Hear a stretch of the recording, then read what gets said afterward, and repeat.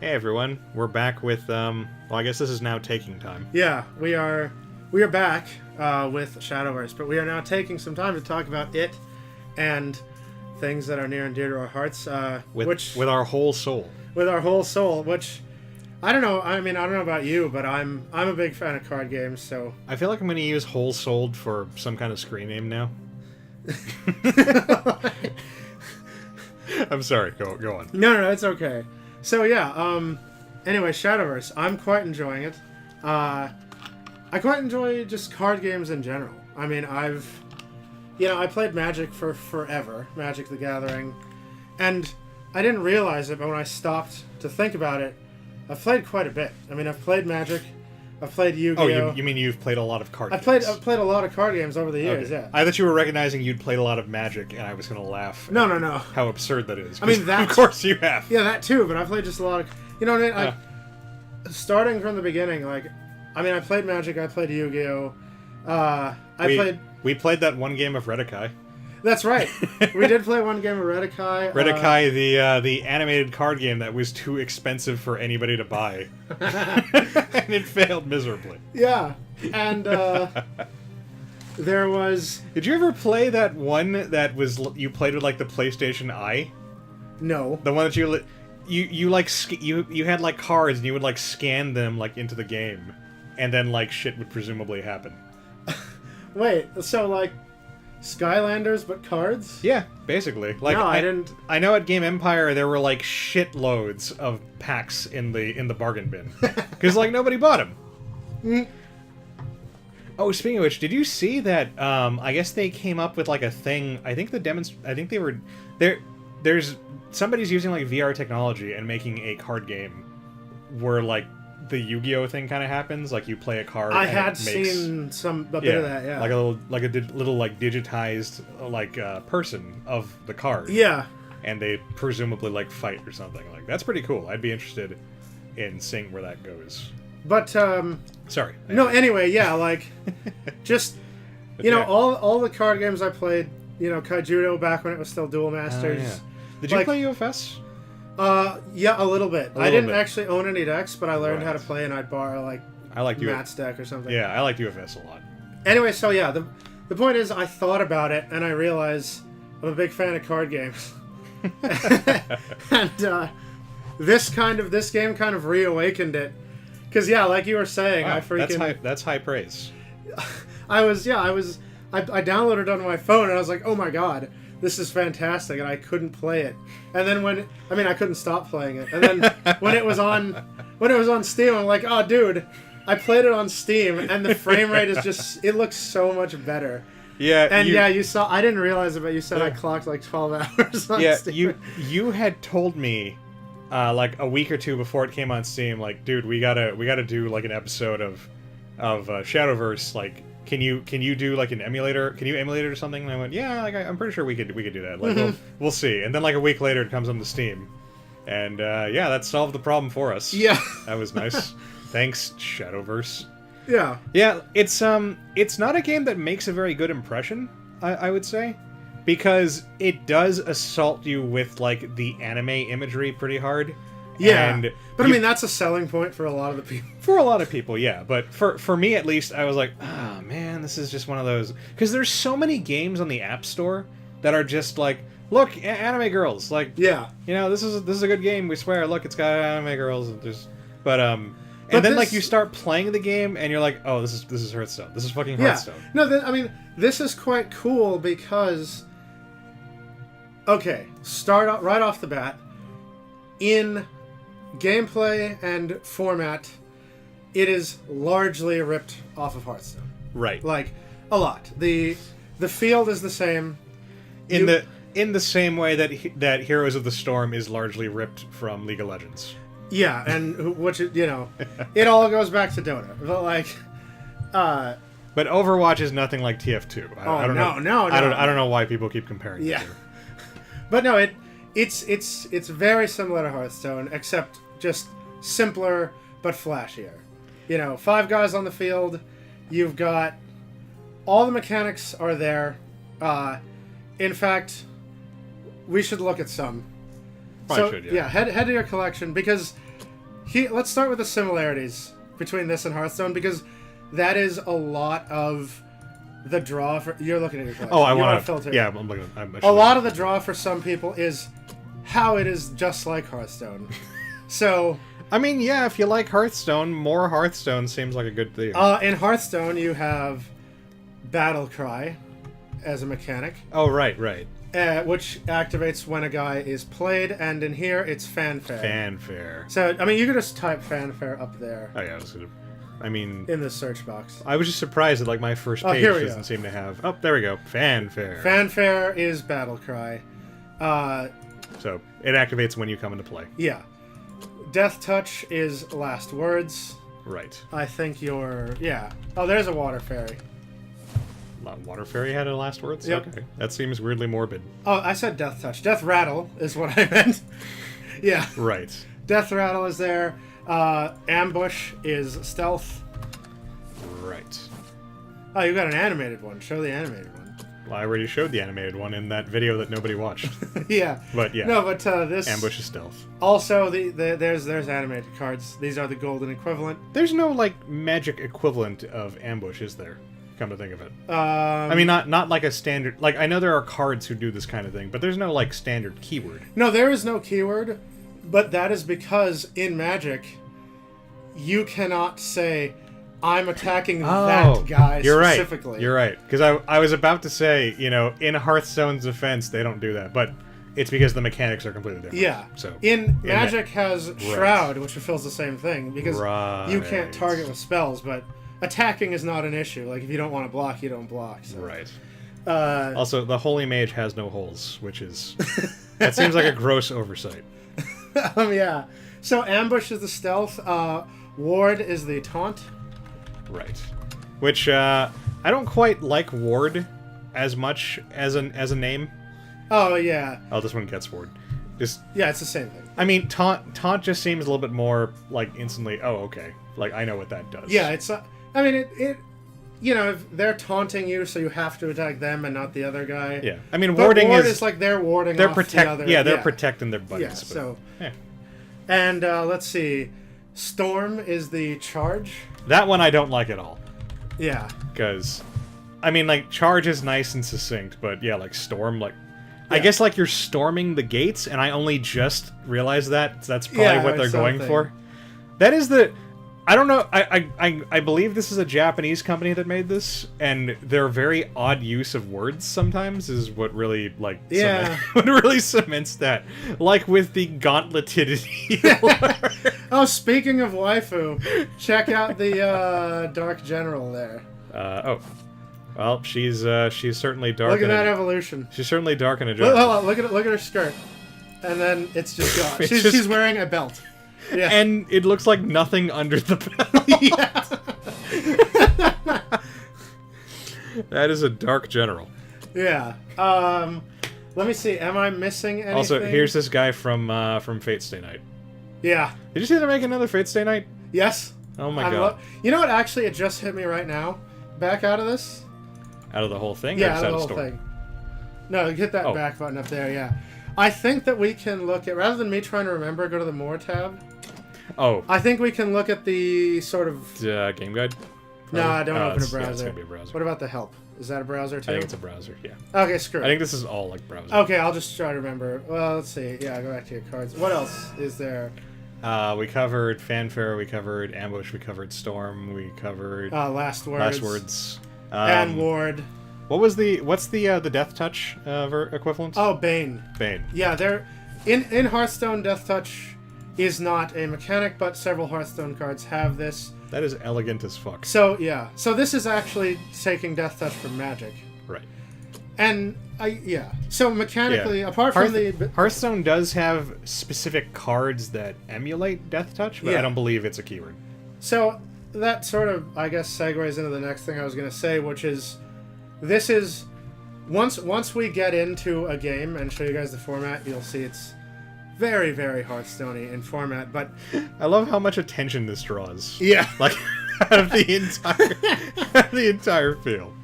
Gaze upon it. What is it? I hope his flavor text just says gaze upon it. No. Dang it. So you want to go beyond taboos? That's Englishy as fuck. Yeah, he's necromancing. And then then they change the... Or if she's necromancing? She's got, like, bloomers. Yeah, wait, go back. Evolve it. Yeah, maybe it's probably a chick. It's probably a chick. I don't know. Yeah, I think I see some feminine figure there. It could be a trap. Yeah. No, that's Yu-Gi-Oh. Anyway. Anyway, yeah, no, so... Yes, it copies Hearthstone's format a lot and borrows most of its things from Hearthstone, but it does borrow some things from other games. Well, I personally, and this is not like a widely like shared sentiment, I don't think, but I personally like that this game seems to have like a decent amount of single player content. It does. The story mode's quite cool. Because sometimes I just want to play a card game, but I don't want to have to worry about like playing other people. Yeah. And I like stories. And I like finding out. I like it when a card game has like a solid like storyline to it. This actually, apart from the single player story campaign, one thing that this does better than Hearthstone is has AI opponents that aren't complete pushovers. Oh, that's always nice. You can, if you want to test a deck to see, if it can stand up to theoretically other people. The bot of each class has 4 levels of difficulty. Oh.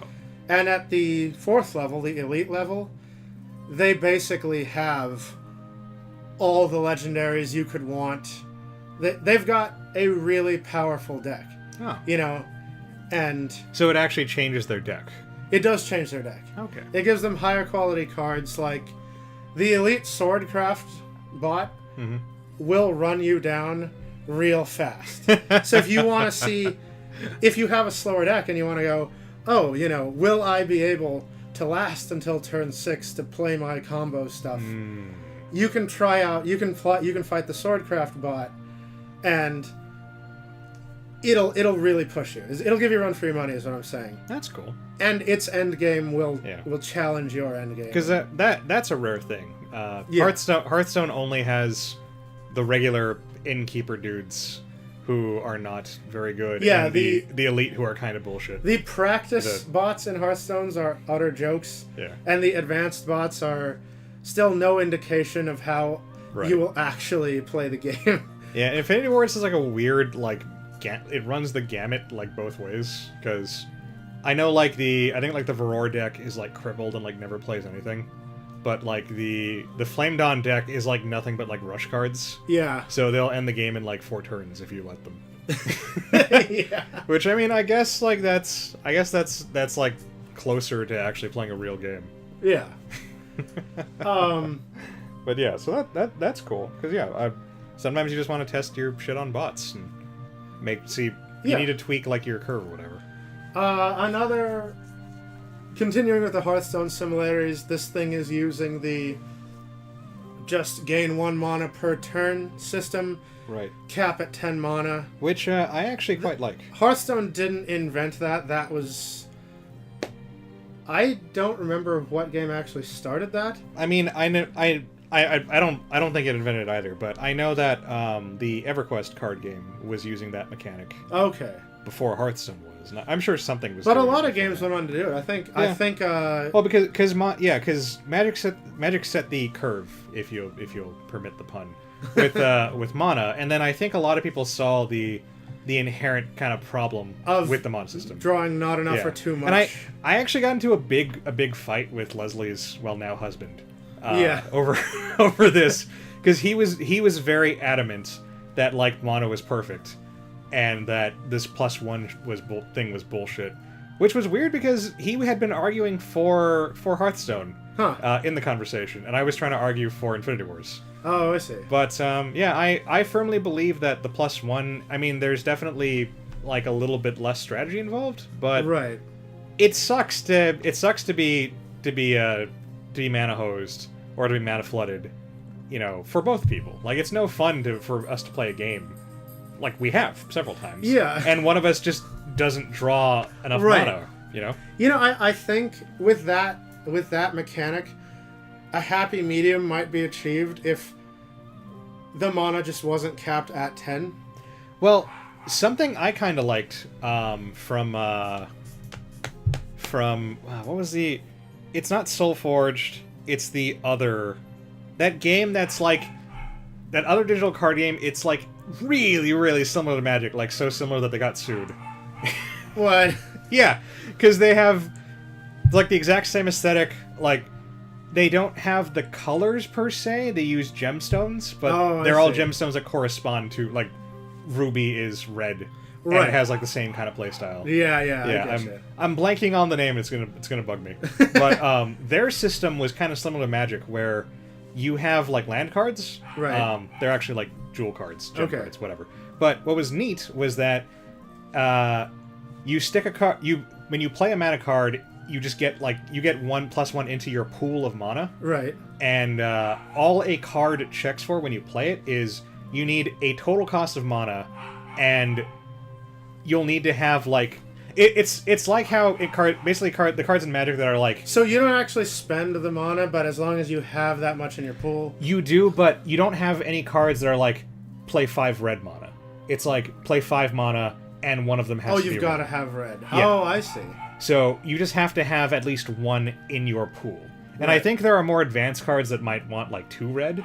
And be like a 7 cost total, but that gives you a lot more flexibility when you're making your deck, because in like a white blue deck, a lot of your cards are going to be white or blue or white blue, and so it's a lot easier to accumulate a mana base that can make it function. So, and I mean, I like that quite a bit. As far as mana systems go, like you've heard me say it a billion times, and I'm so sad that it died. But like honestly, Kaijudo had my favorite mana system because it really was the perfect fusion of ensuring. Didn't you like tap like creatures or something? It ensures you never get hosed because any card you can put down any card as a land card essentially. Right. I caught the anime a few times long time ago, and I vaguely remember something about that. Yeah, so your deck doesn't have any land, it just has all the cards you want to have, and any turn, you can put down any one of them as a mana. That's pretty cool. And so, in addition to having a land system like Magic, which, when you don't get hosed, the land system is really good. Yeah, if you're getting if you're able to play like 1 mana a turn, like Magic works really well. Yeah, and so It emulates the land system, which I really like. It ensures that it always works. And in addition to that, you've got the level of strategy where... Are there colors? There are colors, too. Okay. So if you're going to play like a light civilization card, which is the white equivalent... Oh, right. They have the civilization. You're going to have to tap at least 1 light mana. Okay. That you've selected to play as mana. And the others can be any. So a light card will have a cost of 5, just 5. It's just understood that because it's light, you need to tap at least 1 light. Okay. The others can be whatever you want. But, in addition to ensuring you never get hosed, there's also a level of strategy because you have to weigh the pros and cons of saying, putting down an expensive card as mana. You might think, okay, this 7 cost card, I can't play it right now. I'll put it down as mana, because, I can't play it anyway. But when turn 7 rolls around, that is a card you could have played had you not put it as mana in the beginning of the game. So the entire time, it simultaneously prevents you from getting mana screwed and forces you to make considerations all game. It's a fantastic game, guys. Yeah, that's that's pretty cool actually. I do like that. It's got a lot of strategy. It's great. I'm so sad. I will say until my dying day that I'm so sad it died because it was my favorite card game, literally. Like now it's even better because it died and they tried to bring it back and I guess like nobody gave a crap. Yeah. Even the anime didn't give a crap. The localizers were just screwing around as hard as they could. The anime was so great. It was so funny. Hex is the card game I'm thinking of. Oh, there we go. Like, look up Hex. It's such a Magic ripoff, like aesthetically and mechanically. Okay. It's It's pretty great. It plays pretty well though. Yeah. So I quite liked it. I actually need to go back and check because they were promising like some really cool sounding like PvE stuff, where you would do like dungeon runs and like fight like monsters and earn cards and shit. Huh. But last I checked, like that was in limbo like forever. Oh, okay. But anyway, but yeah, that sounds cool. I don't know if it had any effect. I don't know if it actually functioned as a mount system, but I remember the old Dragon Ball Z card game had a weird like power like meter, and okay. like you had like a little like counter, and you would like slide it up like a power scale. Yeah. And presumably like you played cards to power up, and you know you had to be at a certain power level to cast Kamehameha or whatever. You know, imagine Magic the Gathering. Uh-huh. What if Magic the Gathering just had the auto gain mana system and like 40 card decks? Well, I think artifacts would probably break a lot of that. Oh, yeah. Well, because there's so many artifacts you can tap for mana. Yeah, there's a lot of ramp. You accelerate. Actually, even without that, yeah, like the green decks already ramp like crazy. Yeah, that's true. So it probably wouldn't work. Yeah. I don't think a 40 card deck would change the game too much because people already stick to 40 for the most part, unless you have a gimmick deck. Yeah, well, I mean, in Magic, minimum is 60. 60, right. I'm thinking of Yu-Gi-Oh! Yeah. Am I thinking of Yu-Gi-Oh? Yeah, Yu-Gi-Oh! Is the 40 card. Okay. Yu-Gi-Oh! Is also garbage. But, I don't know, I mean... Mana's already going to take up like 20 of your card slots minimum. That's what I was thinking. So if you just cut out all the mana, use the auto gain mana 40 card deck. You know, we should try that for fun. Should we just try? We should just see how that works. Yeah, that would be pretty cool. Yeah. I mean, ultimately, I think you'd end up having. I think it would ruin the color dynamic of Magic. Oh, I forgot. Because there wouldn't be any way to really like. Yeah, you're right. You're right. I can't believe I forgot about that. And actually, come to think of it, like 5-color stuff tends to be on the impractical side, on like the powerful but impractical side, because of how difficult it is to pull. Like the fucking Reaper King or whatever. Yeah. Like if you could just put that guy down on turn like 7. Yeah, that's the thing. The color thing. I mean, we could still do an experiment where we just say, colors don't matter. That'd be fun just to try it. And then just have every card kind of be. Yeah. We just play like mono-ish decks, and see how that turns out. Anyway. So for better or worse, this game uses the, auto gain 1 mana a turn, cap at 10 system, which is pretty much like the standard now. Yeah, it kind of is. I was gonna say for digital card games, but I imagine that I don't know what's going out in the market right now, or if anyone's still making like physical card games that aren't Magic. But I imagine that if they did, they would probably stick to this +1 system anyway. Yeah. Or some variant of it, because it's just so like low maintenance, and it seems like it's really easy. It's a lot easier to balance a game around everyone progressing at roughly the same amount. Right. And so, yeah, the 10 mana system is in place.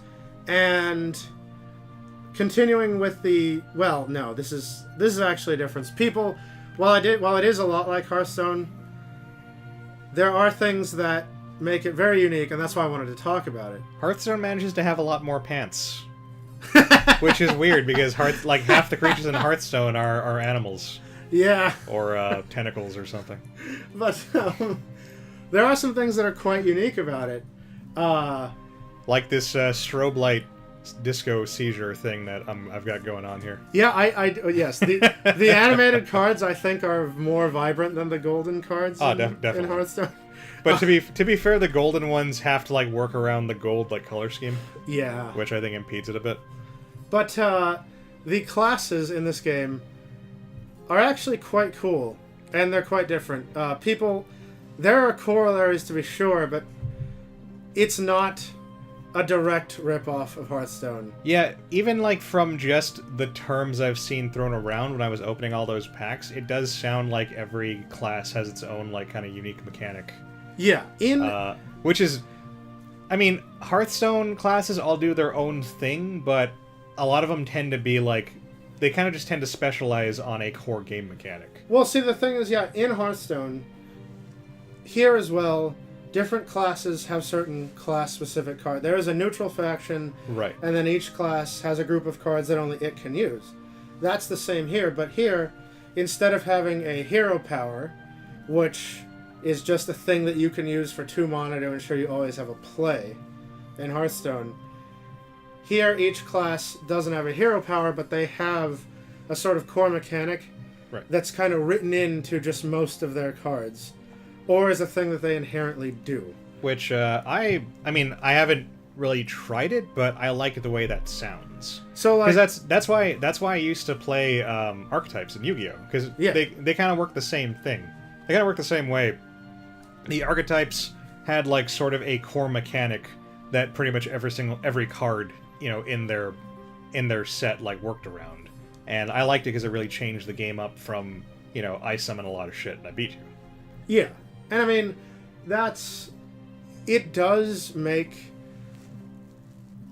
it doesn't force. Well, I mean I guess it kind of does, but it seems like it's hard to not. It seems like it would be hard to not play around some of these mechanics. It basically makes every class play a sort of tribal deck, right? Because the aesthetic, what they did is, you know, Bloodcraft is a class with vampires and demons and stuff, right? So while there's no, with the exception of Swordcraft, there are no tribal creature types in the game. Oh, I see what you're saying. Swordcraft does have them. A demon is a Bloodcraft card. Period. Yes, but you know, a Bloodcraft card is either going to be like a bat or a vampire or a demon or so you get the kind of tribal feel. Mm-hmm. It feels like you're playing tribal without you having to worry about, oh, you know, do I have enough vampire types in here? Which I like, and purely from a marketing perspective, I feel like that helps you sell the game more. Because, like, I know, like, Soulforged, I tried that and I didn't care for it, but one of their starter decks is just advertised as, here's a dinosaur starter deck. Yeah. It's like, shit, I want to play as dinosaurs. Yeah. Like, if somebody was like, so do you want to be like elves or dinosaurs or knights? I'd be, I kind of want to try the dinosaur deck. That sounds cool. And that's sort of what you get here. You know, with these classes, it's like, okay, you can be elves or fairies. That's Forestcraft. Yeah. You can be dragons. That's Dragoncraft. Mm-hmm. You know, you can be zombies. That's Shadowcraft. Yeah. So yeah, you have a pseudo tribalness. Yeah, you get, which is cool, and that really appeals to some people. Like I remember Matt, our buddy, was he's a big fan of all things zombie. Yeah, and he had a I know he had a Yu-Gi-Oh zombie deck because zombies were actually quite good. Yeah, in Yu-Gi-Oh. I'm assuming he had a zombie deck for Magic. Did he? I think he had vampires. Really? Huh. I think. How weird. But yeah, so for someone like him, if you told him, like, hey, Matt, there's this whole faction that's like zombies. Yeah. Like, yeah, sold. He likes knights, too. He can play Swordcraft. Like, I mean, that's what sold me on Swordcraft. Yeah. And I haven't even really played it. I just was reading the different descriptions, and I thought, oh, neat, this sounds like a White Weenie, and it's got, like, swords and crafts. So, yeah, the classes are very distinct from Hearthstone. So, like, try to find... Just search for Vengeance real quick. That's Bloodcraft's, I guess you could say, hero power. Here we go. So just any card. Click on the most waifu one. There you go. That's the one that stuck out to me. Yeah. What does she evolve into? Oh, she just doesn't really change. She gets more clothes. Actually, yeah. She gets pants that cover you're right. her. You're right. She loses the little... I think that's like her thong down there. Yeah. She covers up a bit. Yeah. But so, yeah. Vengeance, if you don't know what a mechanic is, you can click it. So when you have 10 health or lower, you're in Vengeance mode. Yeah. More or less. Bloodcraft, your class, Bloodcraft, is played by either Urias Formond, or there's another hero you can buy. What's her name? Vania something or other. Her name is actually Vania. Yeah, it's Vania, yeah. Does she reside in a castle? Probably. That had to be intentional. But if you are playing Bloodcraft, you just have a Vengeance mechanic that's always kind of around. And you can like favorite a card. Yeah, you can favorite a card. That's so that I think if you're, I don't know why that is actually. I think it won't be, extra copies of it won't be mass disenchanted or something. But yeah, so the Vengeance mechanic is kind of latent and kicks in once you hit 10 health. And that encourages you to play like to do like kind of risky plays. Yeah, I imagine. Bloodcraft is all about yeah. Much like a lot of black cards in Magic, you hurt yourself to gain a benefit. I was gonna say sort of along the lines of Warlock. Yeah, Warlock in Hearthstone. Bloodcraft has a lot of cards that hurt yourself when you play them, right. But that's sort of exactly what you want. I do kind of like that it's sort of backloaded, because some of the Warlock cards, and I'm not a Hearthstone expert, right. So this is purely from the perspective of somebody who doesn't play a whole lot, but yeah. I feel like some of their front-loaded cards are like a little too good for what you like. There's like that imp that's like a 3/2 or something. Oh, the 3/2 for 1. Yeah, and you pay like 1. Like that's a really strong starting card. Yeah, it hits you for 3. Yeah, but you're gonna hit them for 3. And... Exactly. That's a really powerful swing to start the game off with. Yeah. You know, so I like that purely on paper, I like that you kind of have to work a little bit more for this, and you have to set this up a bit more. Right. I'm sure it's rewarding once you do that. Oh, it's fantastic. Yeah. Like, yeah, and so their quote unquote hero power is this vengeance mechanic, which again isn't something you use. It's just part of the class, and it's part of the class not even directly. It's just Bloodcraft cards are going to say vengeance on them quite a bit. Like this one, you know, yeah, it gets stronger if vengeance is active.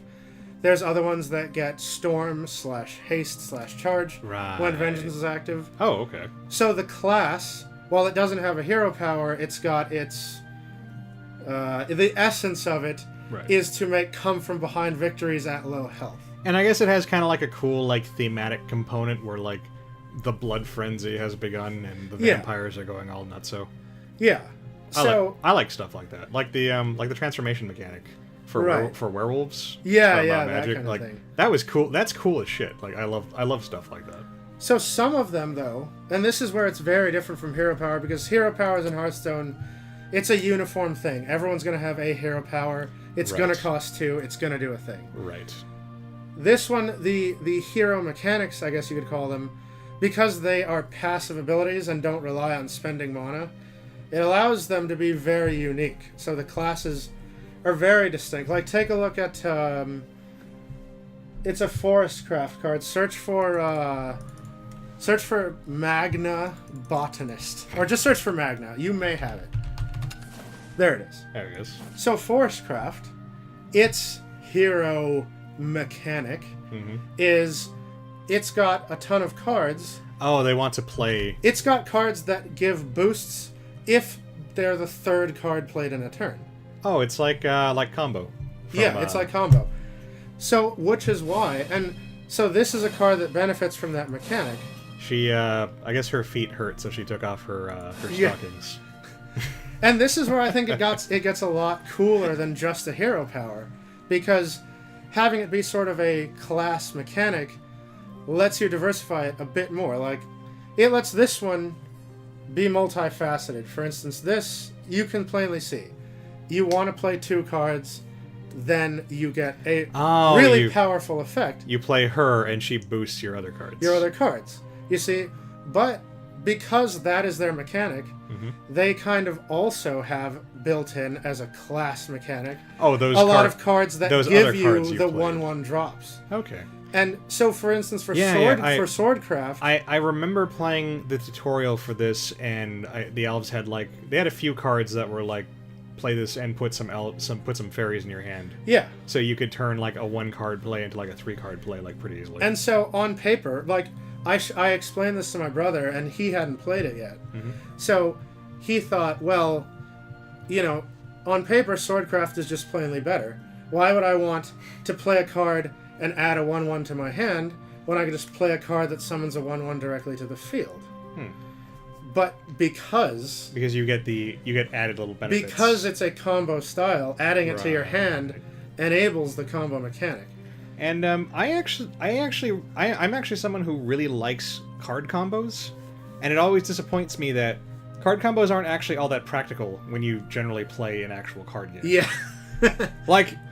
I mean, it's a terrible show and it's a terrible game, but I used to like the bits in Yu-Gi-Oh! Where, you know, you could be like, I'm gonna play these 8 cards, you know, this one turn, and they all They all like magically lead to my victory. Are you sad about Magnet Warrior still?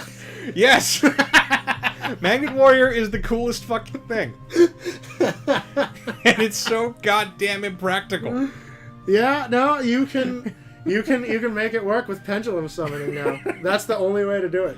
Yeah, but then like you could probably pendulum summon something better. Yeah, it's still, by comparison, it's still crap. Because you could just pendulum summon better. This is why Yu-Gi-Oh is garbage. But, I mean, one of the many reasons why Yu-Gi-Oh is garbage. But yeah, like because you're not relegated in this game to a ability that costs 2 mana and is static. Right.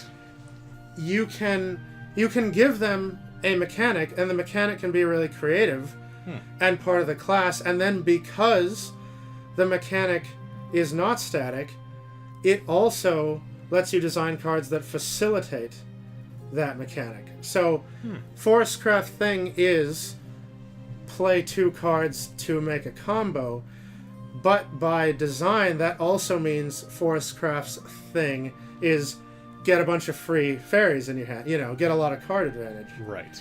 And, be able to flood the field, and it's really, I find it lets you play each class a lot more uniquely than just, okay, take Hearthstone, right?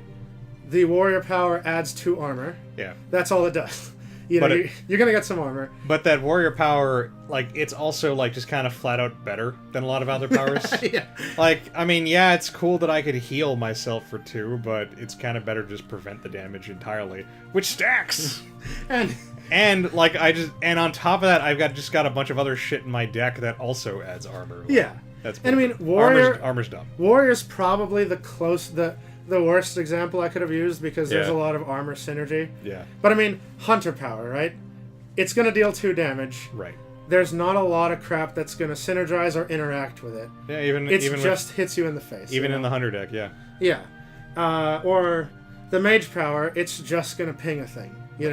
It's not as dynamic as this kind of thing, like Vengeance. Yeah. Or this Forestcraft mechanic. Or come to think of it, Priest actually has quite a bit of synergy. Within its own class. They have cards that say when the thing is healed to do this. So, I probably shat on Priest prematurely there. Yeah, but it's not really, it's not on the same level as the whole Vengeance thing where it's like, well, look, I hit this threshold, now all my cards are better, and I worked to get there, and it was part of my. How you play the game is part of your class, not just what abilities or what cards you use. And I guess the other kind of neat benefit is that as the opponent, like, you kind of know what your opponent's going to be doing in Hearthstone within a few turns. Yeah. Mostly because everybody net decks and there's only so many net decks to go around. Right. But something like Vengeance, like, all you know is shit, they've gone into super mode. Yeah, like shit's gonna hit the fan once I get them halfway down. Yeah, but you don't know what's gonna happen. Yeah, because there's a lot of cards that have the Vengeance keyword. Right. They could play guys that have Storm, so that as soon as they hit Vengeance, boom, they put 2 guys down and they swing at you for 8 all of a sudden. Yeah. Or they could play a guy that says, there's one, when you have Vengeance, this guy's battle cries deal 5 damage or something. And Bloodcraft has cards that do damage to them, to their own hero, right? Bloodcraft has a lot of cards that deal damage to both people, to you and the opponent. So you also just can't necessarily like set up for the big OTK charge. Because if you get them down to like 12 or something, they might hit themselves. Yeah, they're just gonna like play a Blood Wolf, which does 2 to themselves, and then they're good to go. So that's also cool because one of my huge pet peeves in card games is when you can just completely shut down the other person's deck. Yeah. And like ruin their gimmick. Yeah. Like Amber had that goddamn Aerodactyl in the Pokemon TCG, which was just like, your opponent can't evolve.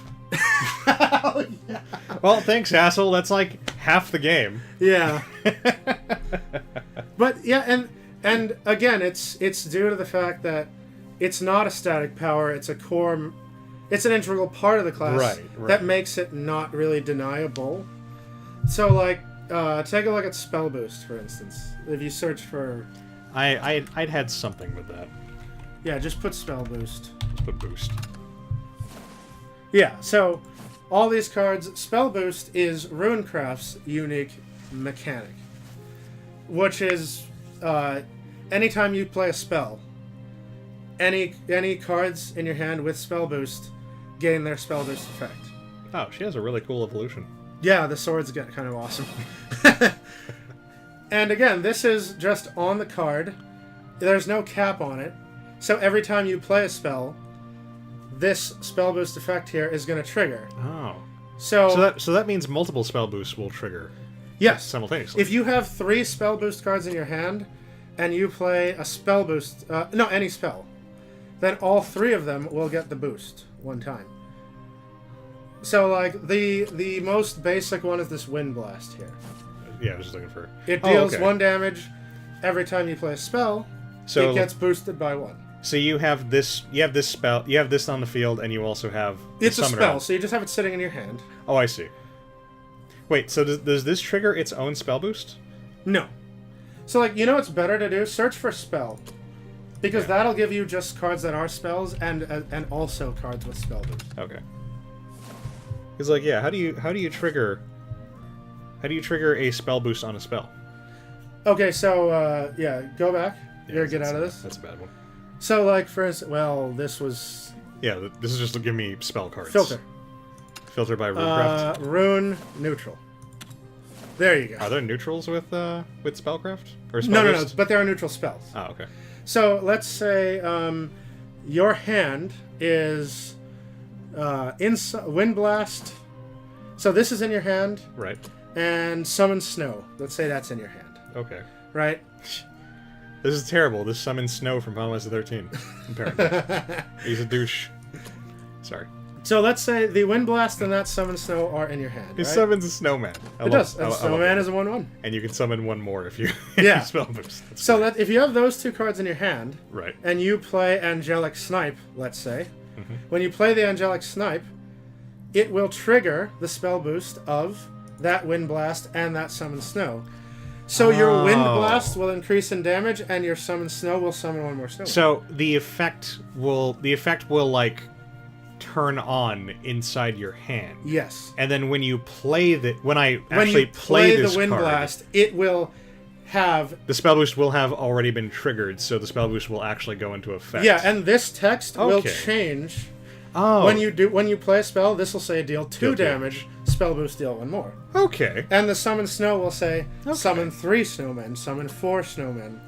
So so that stacks. That stacks. Spell boost is a stacking mechanic, and that's Runecraft's core mechanic. So it's another kind of combo system, but it's a bit more in the same vein as the actual combo system. Yeah. From Hearthstone. Well, the closest corollary to the combo system is the Forestcraft. Oh, is it? Because it says if you played this gets empowered. Okay. Which is essentially what combo is.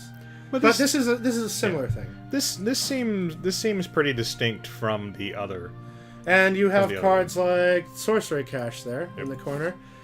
That spell boosts a card in your hand twice. Oh shit. And because that is a spell, it actually spell boosts it 3 times. I kind of want to make a Runecraft deck and just summon a shitload of snowmen. I made a troll spell boost deck with Runecraft. Yeah, Magic Missile. So Runecraft likes a lot of small spells. I was really expecting the flavor text to be something like I cast Magic Missile at the darkness, and I kind of appreciate they didn't. Yeah. But so that's again a sort of thing where it's a mechanic that's just part of the class. You can't play around it because they're just going to play spells and they're just going to get their spell boosts and. Head over to the right here. On turn, 8, this guy's gonna be 10-10. And just, crush your soul. That's pretty cool. This actually kind of reminds me of a Varor deck I made in Infinity Wars. Oh, yeah? Well, because Varor has a couple of cards that have a similar mechanic where every time you cast a spell, something happens. Huh. So there's a guy, he's like a magic siphoner, and every time he's really weak, but every time you cast a spell, he gets +8. Oh wow! And it stacks. So if you can set it up so that he's at the end of your formation and you just cast like I get like you. really cheap spells, and he's like a 24. So there's him, and there's also another one who just straight up gets 1/1 every time he casts a spell. Oh yeah. So I made a deck with both of those featured heavily, and just a lot of really cheap spells. Oh, That didn't even do shit for the most part. Yeah. Like I used the filing cabinet one, which just like removes cards from play. Oh right. But yeah, it was actually quite fun to just be like, filing cabinet, 24 damage. So Runecraft might actually appeal to me. Yeah, and it's I mean, I don't know quite. I don't really know of any other card game where the card mechanics are so kind of integral to not only the class but to the style in which you play.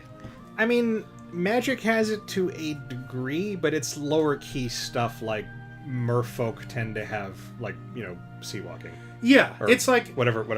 you can make like an island walk, like Island walk, yeah. Or if you're playing a burn deck, you're going to be flinging a lot of spells around. Yeah. So, But I mean, Magic doesn't have classes or like at all. Like right, they have characteristics. Yeah, I guess, which is Hearthstone also has like characteristics of their decks. Yeah. But that's Yeah. I think it's very unique, and in a game where a card game with classes, like I think it's a lot cooler than the hero power system in Hearthstone.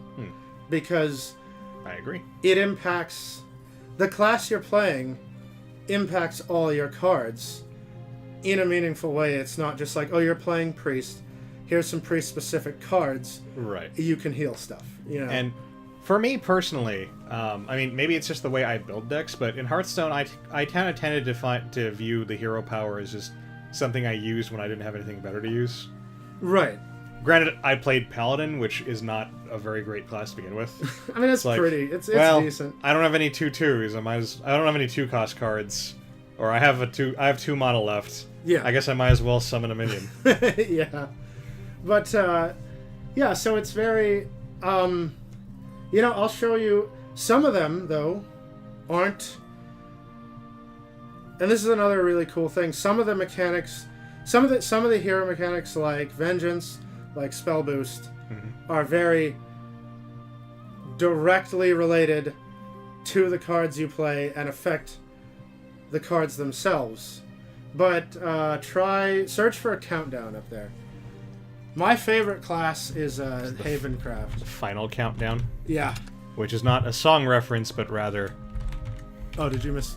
No, it's all one word. Oh, I didn't have anything. Oh, you're filtering. We're filtering. Oh, we're filtering by neutral and Runecraft, yeah, just hit any or clear. But I was referencing Evan's favorite Yu-Gi-Oh card. Yes. Final Countdown, which is bullshit. So some other classes have countdown amulets, but this countdown mechanic is primarily featured by the Havencraft class. So it's basically ongoing until the countdown hits 0, and then it's destroyed. Well, no, it's more like you get an effect. It has a last words effect, a death rattle effect. Oh, okay. And so you have to wait. Okay, so it's like a spell that you throw out and is casting on its own. Yeah, it's ticking down. So the most basic one is this Beastly Vow. That's beastly. So it's 2 mana. Oh, okay. So 2 turns after you cast it, you get a Holy Flame Tiger. Yeah. So you cast this on turn 2. At the beginning of your turn, it counts down by 1. The beginning of the next turn, the countdown reaches 0. It dies, and you get a 4/4. That's actually pretty cool. So you're paying 2 mana, and like 1 mana per turn to count it down, essentially.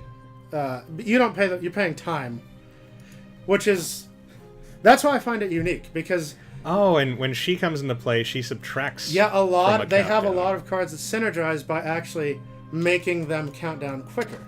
I kind of like that. It's like they're praying for their thing to happen. Like this sister, the Beastly Vow is a prayer, and she's just praying extra hard, and God says, "Okay, fine, you're gonna have the tiger now." She prays so hard she goes Super Saiyan. That is correct.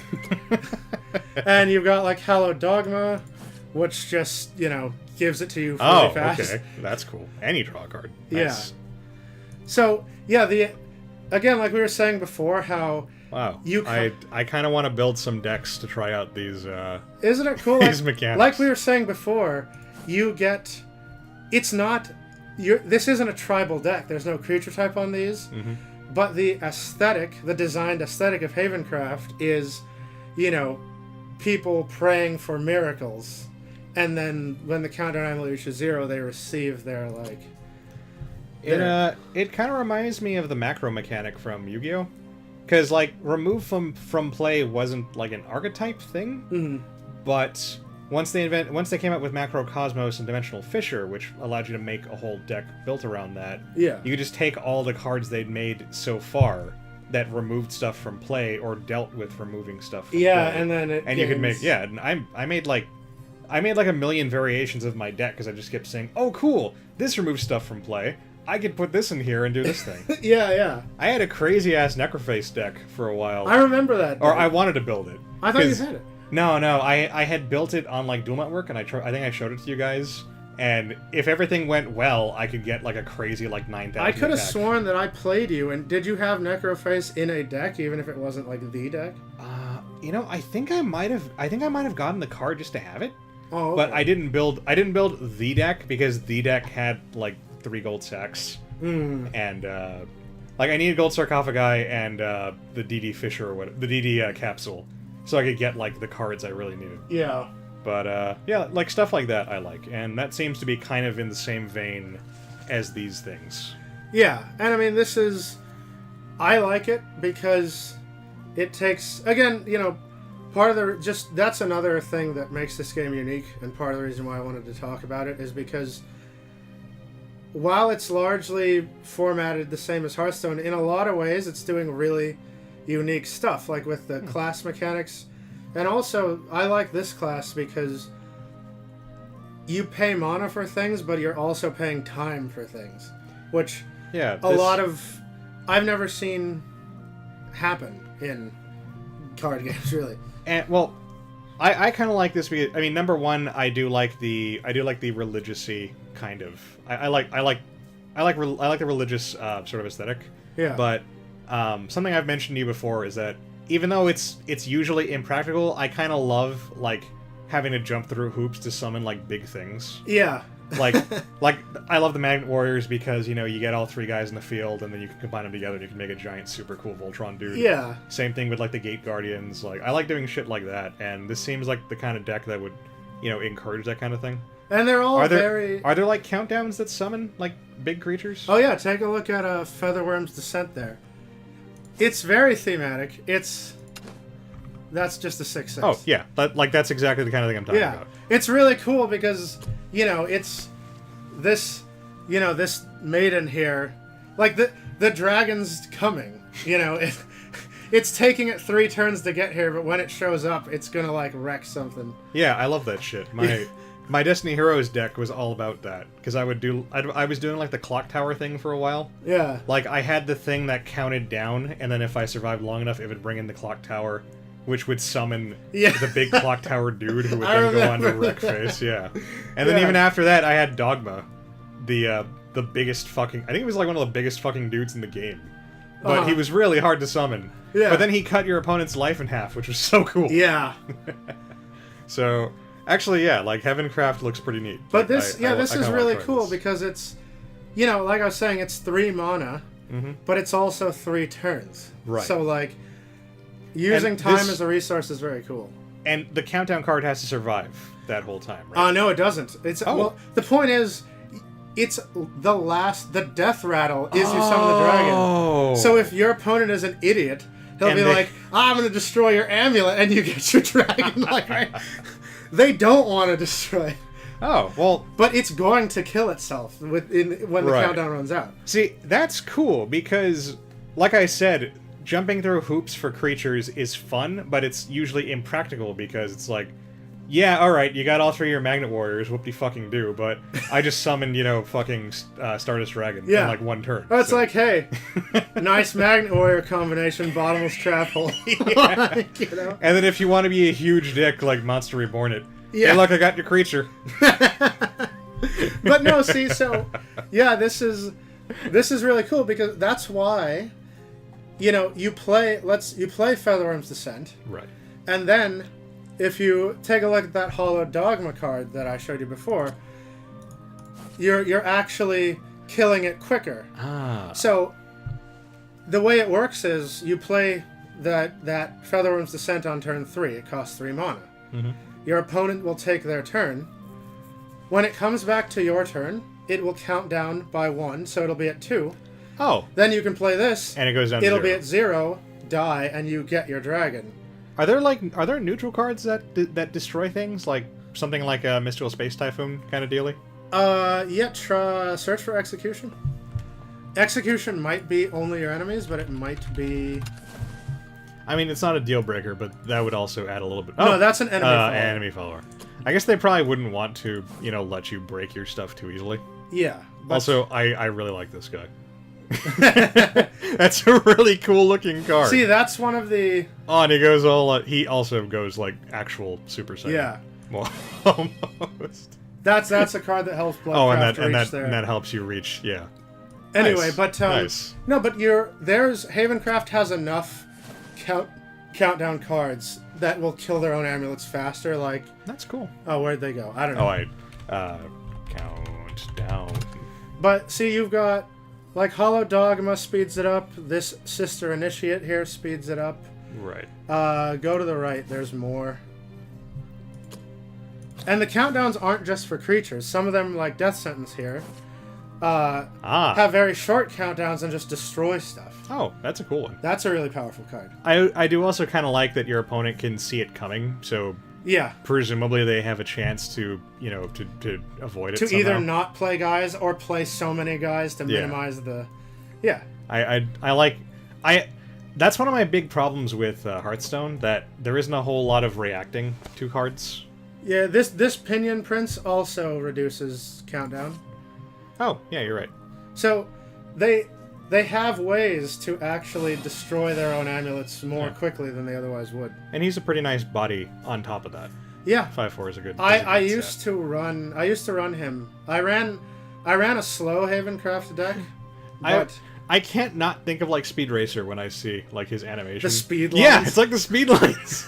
Yeah, I think it's supposed to be wind from his beating wings, but it just looks like he's approaching you very rapidly. I just think...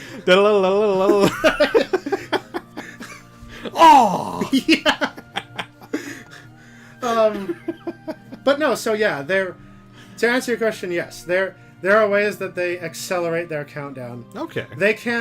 They have one card. Go to create cards there. That's cool. That is a well thought out mechanic. Head over to the right. There's some more that reduce countdown, but because we're searching for countdown. Wait, before I tell you that, look at this. Go to the right. This is the new one that came out in the expansion. Watch this. You discover what this card does, Alex. Okay. So I've got an 8 cost, and alright, so next turn it's going to summon this Awakened Seraph. Uh-huh. So scroll down. So there's the Awakened Seraph. Alright, there you go. Oh, okay, so that's an amulet, and that also has a countdown, and that summons a Renaissance Seraph. Okay. Right, and there's the Renaissance Seraph is also a countdown. And that's going to summon Seraph Lapis Glory Beam. I love this. And then... What?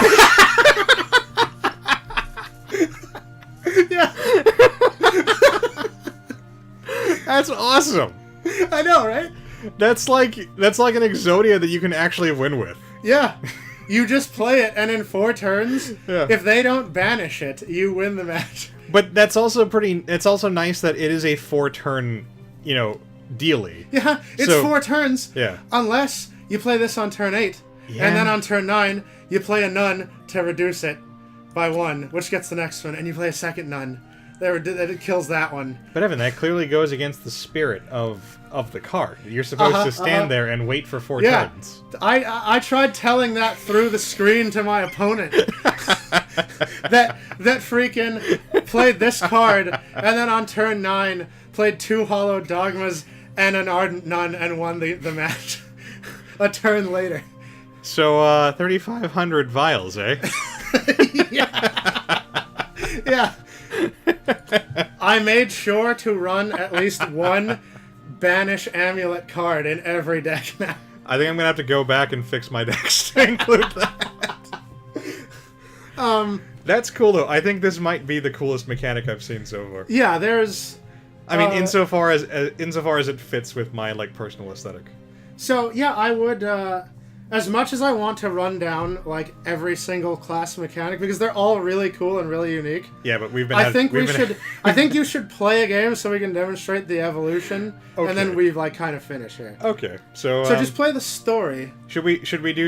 make it the same video or should we do it have it do its own video? You know what? Let's make it its own video. Okay, so we'll see you guys in the next video, and by you guys I mean maybe Corwin. Yeah, or something. Whatever. See you then. Later.